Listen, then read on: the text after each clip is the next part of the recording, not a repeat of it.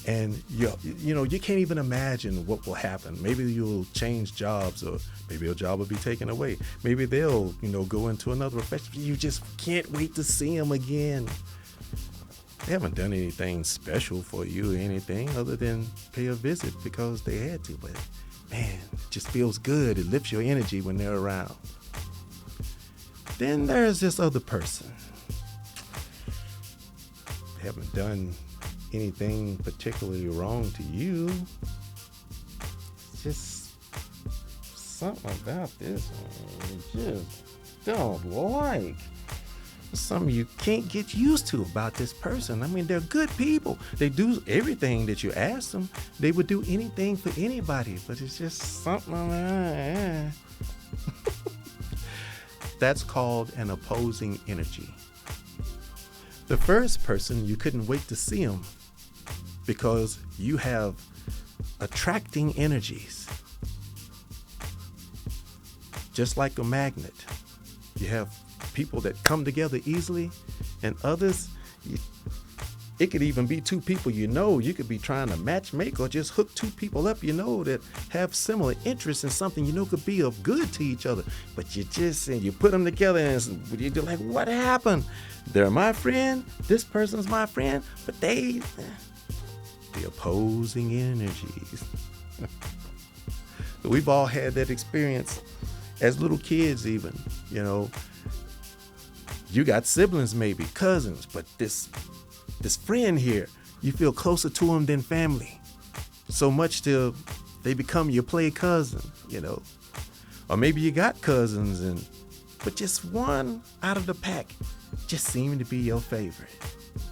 Maybe in the family you noticed that out of all your siblings, Dad seemed to favor this one over, this particular type of way over these issues. And maybe the sister, mom favors her in a particular type of way over certain issues, but not that sister. It seems funny that you're all in the same house, but everybody don't have the same relationship.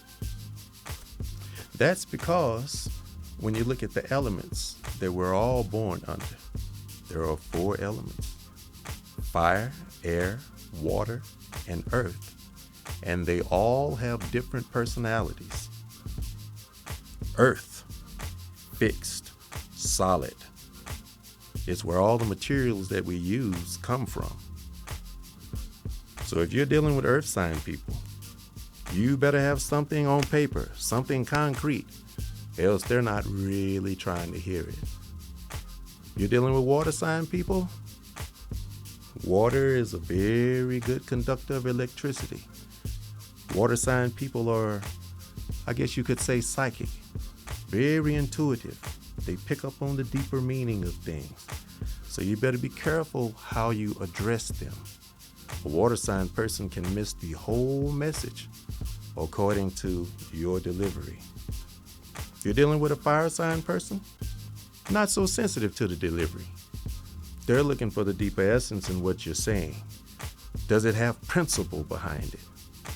You want something to get moving? Put a fire under your feet. That's fire sign people. You want to get the party started? Find your Aries. It just has to be about principle, and it has to be inspiring for fire sign people. For air sign people, it's all mental. It has to make good logical sense. And no one is an exception to the rule. And so when you're dealing with those 4 type of personalities and you're not aware of which one you're dealing with, you can either come together because your elements just seem to complement each other, like fire and air. Where there is no air, there is no fire. Put a cup over a fire, deprive it of air, fire is extinguished. Likewise, earth and water. Earth gives water a place to be. Fire and air are versatile. It can be here in a campfire, or it could be a forest blaze.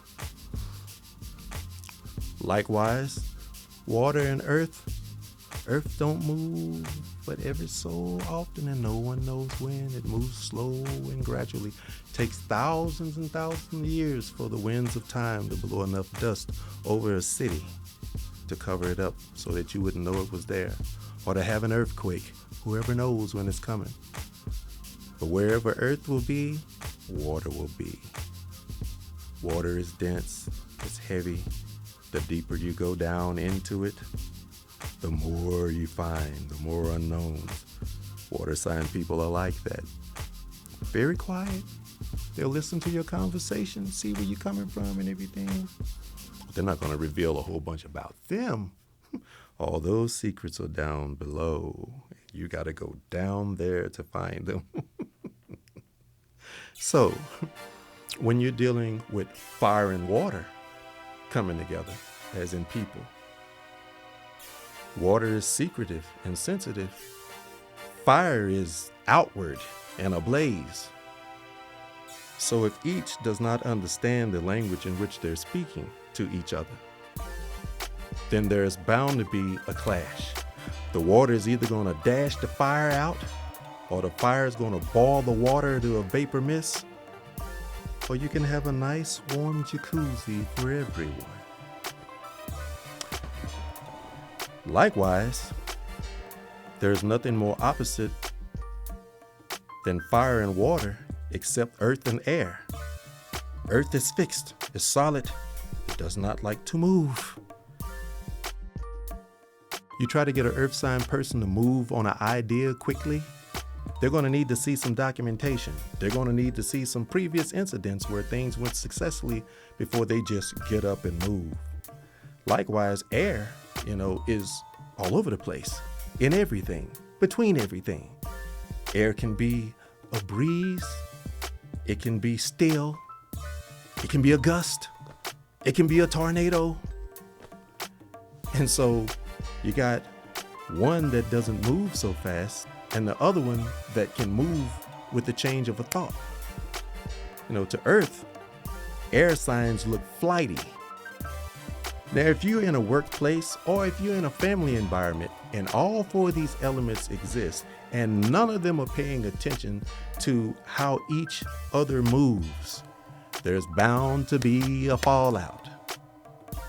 What was the Zodiac made for?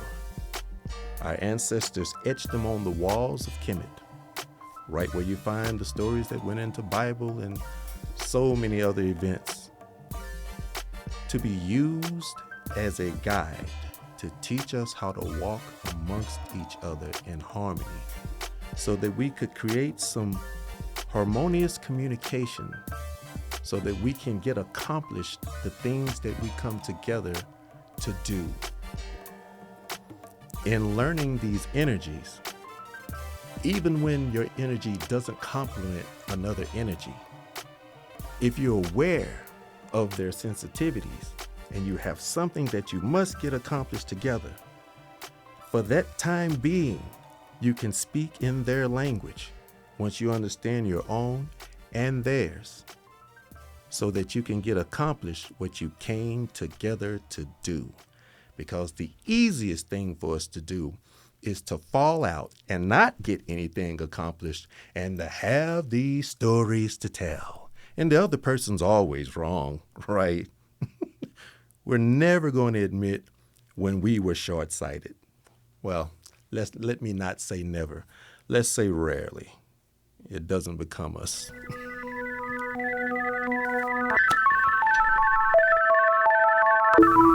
A moment to contemplate your hidden thought. The Black Nova experience puts you. Believe it or not, there are men who actually give up. Give up on what? You might ask. Give up on a pursuit of women.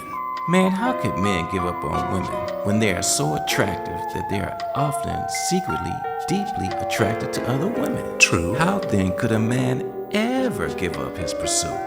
Up on the Download gives its readers a view into secrets surrounding taboos attached to male sexuality that many have taken to their graves. For years, I've heard women rant about brothers on the down low, brothers on the down low. On the down. With the HIV epidemic reported to run rampant through the black community, and with AIDS being etched into our minds initially as a homosexual disease, I can understand the scare. If brothers on the down low are a great source of spreading HIV, the greater concern might be, what would make brothers who find themselves on the down low risk their lives, potentially endangering their girlfriends and wives? Up on the down low goes where few have gone to reveal the reasons why some risk it all. A view into the male mind from A to Z. Available December 1st on Amazon, Kindle, and Ingram Spark. Once you pick it up, you won't be able to put it down.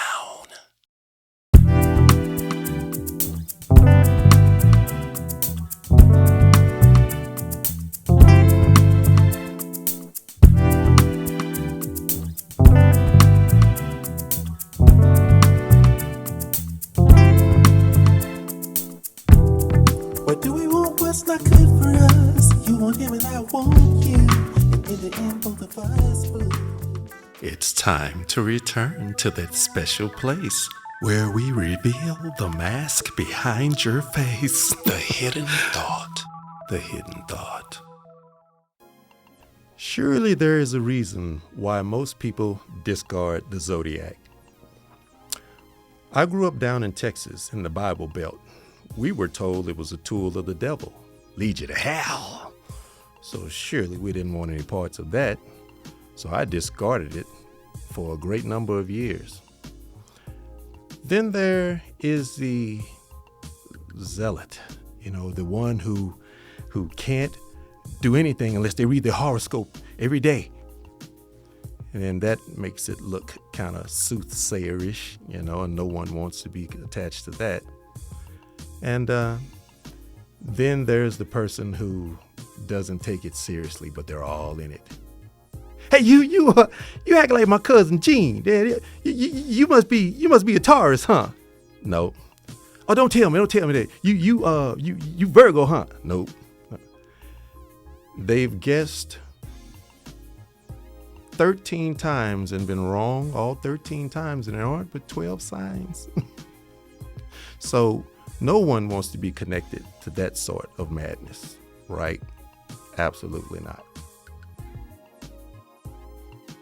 Some of you kind of got what I was saying about the four energies. But many choose to think, it don't really make no difference. Anybody could be anything at any time. So what happens when we choose to ignore the Zodiac? Or let's not call it the Zodiac. What happens when we choose to ignore that these different energies exist? Well, life can be made quite drama-filled. It can be pretty dramatic. But we find that some people really kind of feed off of drama. Some people really need the mystery. Some people don't believe that we could actually go from a place of peace to a higher peace, So, that being said, what happens when we ignore the fact that we all have different energies we need to become familiar with? Well, nature shows us perfect examples of that. When water and air, are engaging, again, you can have an ocean breeze. You can have waves, for surfers, or you can just have a hurricane when things get bad enough. When earth and fire is together, they get along well. But, we can have a nice warm campfire here, central heating. But when things get out of hand, it's a forest blaze, an inferno. When earth and water, seem to have their break, which is rare, the earth goes down, the water comes up. What was down is now up. What's up now down, and then they settle it out. When earth and air don't get along. It can be a dust storm. It can be a tornado. So it matters. It matters that we learn each other.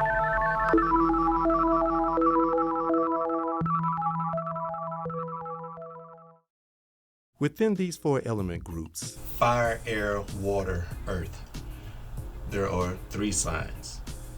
Of the 3 signs in each element group, 1 is a natural leader, 1 is a natural organizer, and the 3rd is a natural communicator. Leaders, they come up with ideas. Organizers facilitate those ideas. And communicators take the whole message and communicate it outwardly to the public in the fashion of the element that they're functioning under. Within those 4 element groups, the 3 signs are, for Earth, Capricorn, the leader, Taurus, the organizer, and Virgo, the communicator. Within the fire sign family, you have Aries, the leader, Leo, the organizer, and Sagittarius, the communicator. Within the water sign family, you have Cancer, the leader, Scorpio, the organizer, and Pisces, the communicator. Within the air sign family, Libra, the leader, Aquarius, the organizer, Gemini, the communicator.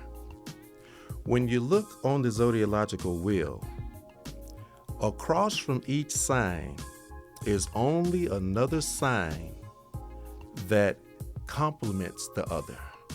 Remember how we talked about fire and water being opposite, earth and air being opposite? Well, across from every water sign person, you will find a earth sign person. Across from every fire sign person, you will find an air sign person. Across from every leader, you will find a leader, organizer facing organizer, communicator facing communicator. And they all function, again, according to their element. This is the reason why when you look at air sign communicator Prince and earth sign communicator Michael Jackson, you never saw them do anything together, because Gemini is the air sign communicator, Michael Jackson was the earth sign communicator, and earth and air don't tango. In 1999, when I was 32, being several years departed from anything that had to do with the Zodiac, again, because coming from Texas, where the Zodiac was a tool of the devil to send you to hell, well, of course, we put it down for a great long time. I was talking to an ex-girlfriend down in Houston, Melanie C. Ballard, who wrote a book, a Zodiac, years later that me and her worked on together. The way we got into the Zodiac was her best friend was reading passages out of Linda Goodman's Love Signs. This book was written in 1978. It's in its 3rd print. And it was so accurate. What she said about the Libra man and the Aquarius female, it was so dead on point that it was too intriguing not to go study up on later. Linda Goodman, in her book, Love Signs, she attaches each sign to a growth period in the lifespan of a human being, starting with Aries, the infant, the newborn, Taurus, the toddler, Gemini, the curious child, Cancer, the adolescent, Leo, the headstrong teenager, Virgo, the pragmatic adult, and then she goes into other values as you get into the adult stages of life. Libra is about relationships and marriage, Scorpio about a deeper introspection and passions, Sagittarius, very much the philosopher, the hopeful one that can see into the future and see how things are going to work out, being the 40-year-old, Capricorn being the 50-year-old, wanting to establish something that's meaningful as they get on to their later years. Aquarius, the 70-year-old that's seen everything.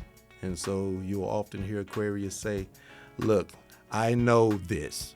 This I know. And Pisces, the old soul, the 12th sign of all, nearing completion, going back out into the elements from which we came. And she also expressed that each had something to offer to love, and that each had something to learn from the sign that followed them. Had to learn as we progress into the later stages. So if you're Aries, the infant, the newborn, you know no grown people's politics, you know no precaution. You know, if you have an Aries child, a fire sign child, you better have plenty of activities for them to be preoccupied with, because they're going to get into something, and they're going to get into something fast. They're not going to heed any precaution. They're going to run out into the street. They're going to run to the closing door. They're going to do all of those things. They're going to pull the hot pot, off the stove. They're going to do all of those things. And so as Aries gets into the toddler stage of Taurus, Taurus has already tasted the food and it was too hot and had it scald his mouth. And, she's already, had her hand slammed in the door. And so when mama says, wait, baby, let me blow that out for you. Hold, let me get that. Taurus is a lot more calmer in nature and has a lot more patience than Aries. Likewise, out of the toddler stage of Taurus into the curious child stage of Gemini, this is the 7-year-old. Wants to know things. What makes the clock tick? What makes the tire go round and round? Just wants to know everything. I happen to have a Gemini rising. My grandmother used to say, Lord, I ain't never seen nobody that asks why this much. Just want to know why everything. Why? Well, there's lots of remedies and lots of answers in the question why. And so, out of that curious stage of Gemini, the child, into the adolescent stage of Cancer, you were a child, now you're going into your teenage years. There are hair growing in places that there used to not be before. The voice is breaking, the pimple is rising, and you think everybody, even from the moon, sees that pimple and all, and when nobody's really paying attention. And so Cancer is symbolized by the crab, because the self-consciousness of the adolescent often drives the Cancer into going back into a shell. A lot of times with Cancer, you won't even know they've gone through something until they've conquered it and then tell you about it later. But because the self-conscious adolescent holds things in so much, too, you have to make them talk and express themselves, because they're also very apt to quiet themselves with alcohol, and may even come up with ulcers more often than other people. But if you can get Cancer to talk and express themselves, then it's a big help to Cancer. Leo, the next stage, the headstrong teenager, all about principle. Don't know what the parents went through before them. Just know that if you do it this way, and you old cats, y'all just lost y'all juice. Until they put their feet in the water, but Leo will stay with it till the death, because it's a pride thing. Leo is symbolized by the lion, and the lion is for a reason. You're in their kingdom. You just don't know what part you're playing. So, out of the headstrong teenager stage of the principled Leo, into Virgo, the pragmatic adult. Virgo, the workaholic. Virgo, who cuts the fat off of everything. Virgo, who work is fun and fun is waste. Last thing you want is a Virgo supervisor. They will work you to death. They don't want to hear why you can't come. But if you have a business, you want Virgo running your business, because they won't let a penny get away. And Virgo is also very much about service to other people. A moment to contemplate your hidden thought. Have you ever wondered what makes boys do the things that we do? Snakes and Snails is a hidden treasure that allows the reader to partake in an honesty about men that has never before been shared. Immerse yourself in Snakes and Snails. A view into the male mind from A to Z. Available now on Amazon, Kindle, and Ingram Spark. Once you pick it up, you won't be able to put it down.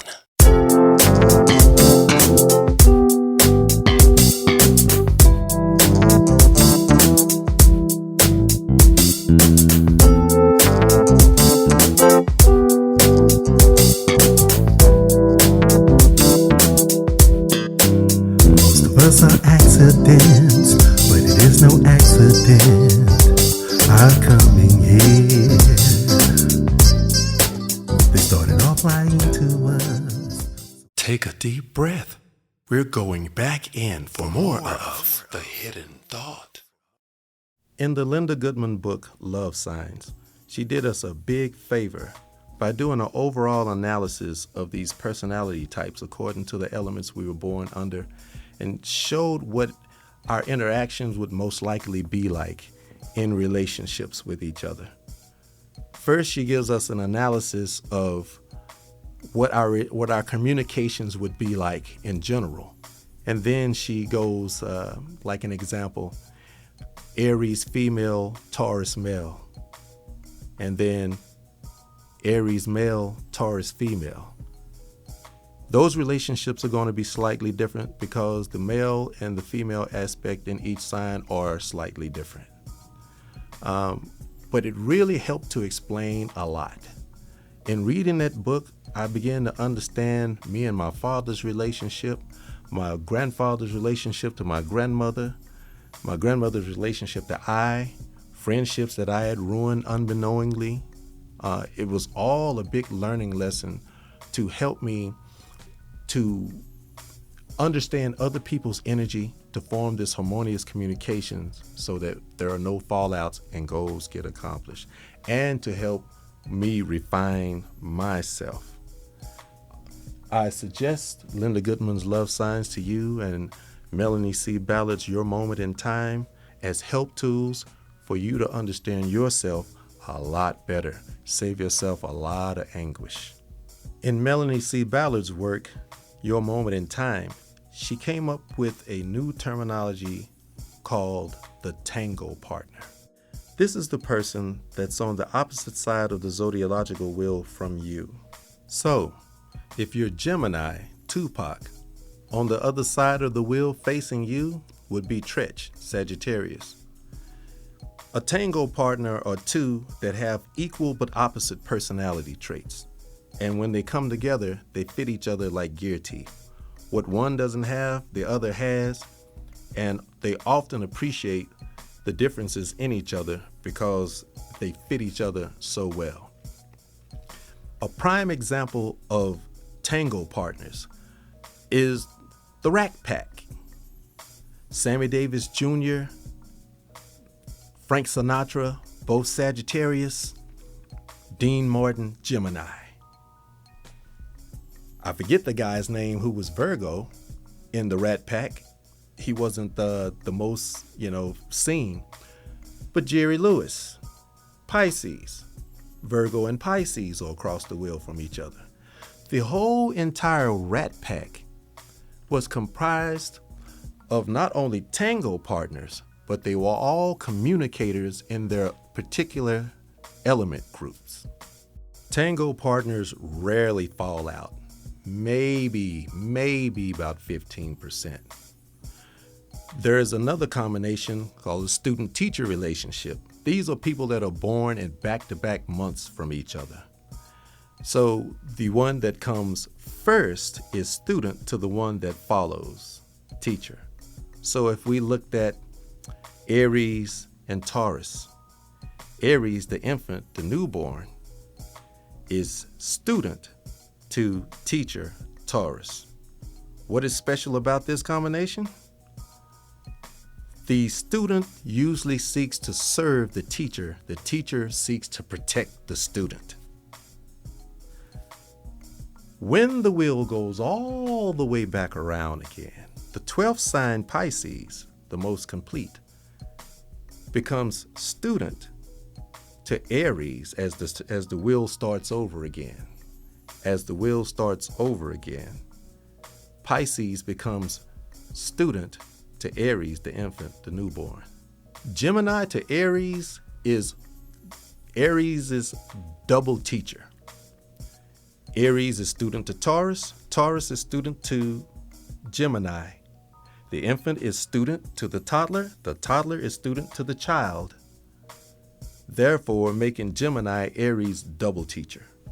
A student-teacher relationship can be rocky according to who the student is and who the teacher is. They usually go well, but one prime example of a student-teacher relationship that did not go well is the case of Sagittarius and Capricorn. Sagittarius Jamie Foxx, Capricorn LL Cool J. The problem with student-teacher relationships sometimes, as we said, the student seeks to serve the teacher and the teacher seeks to protect the student. If the student sees the teacher as a hypocrite, they will not respect the latter, the older. Sometimes the teacher can be jealous of the student's progress. Not sure that that's exactly the case with LL and Sagittarius Jamie Foxx, but there's also another falling out of the same sorts. Cannabis Sagittarius and LL Capricorn, the teacher. This just might be one of those student-teacher relationships that just does not work out well.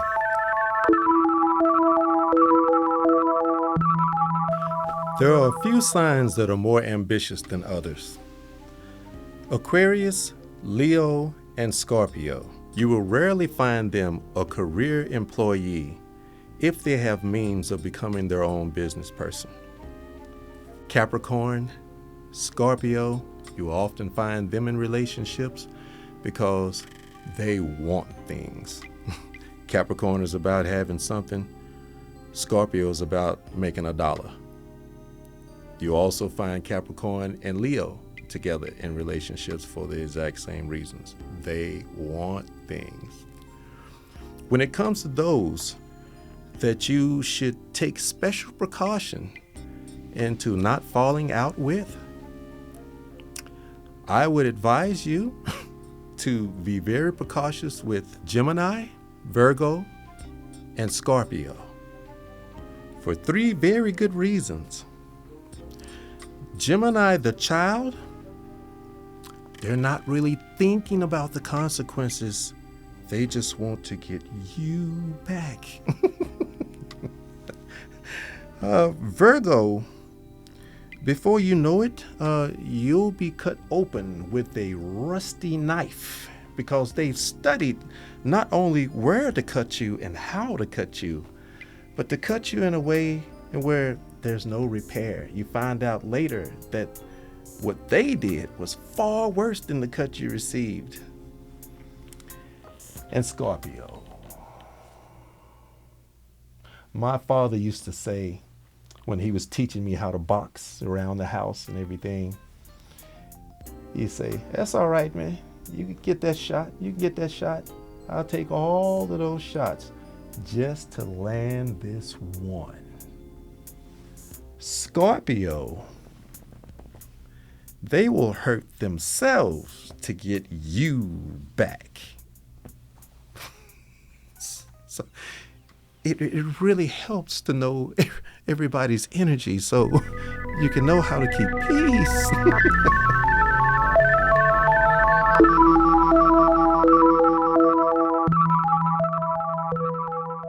When you become aware that you're working with someone of contrast, someone with an opposing energy, do not prolong your connection.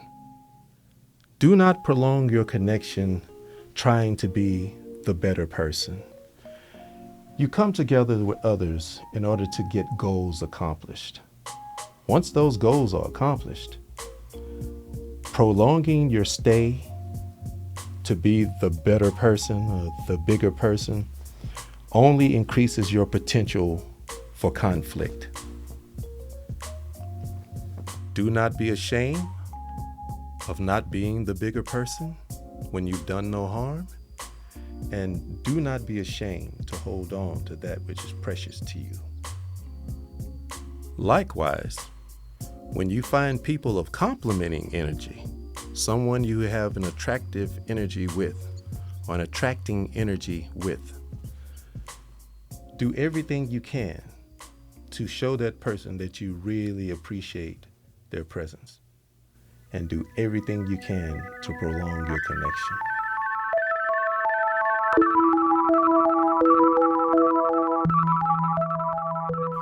I thank you for allowing me to go into your hidden thoughts today.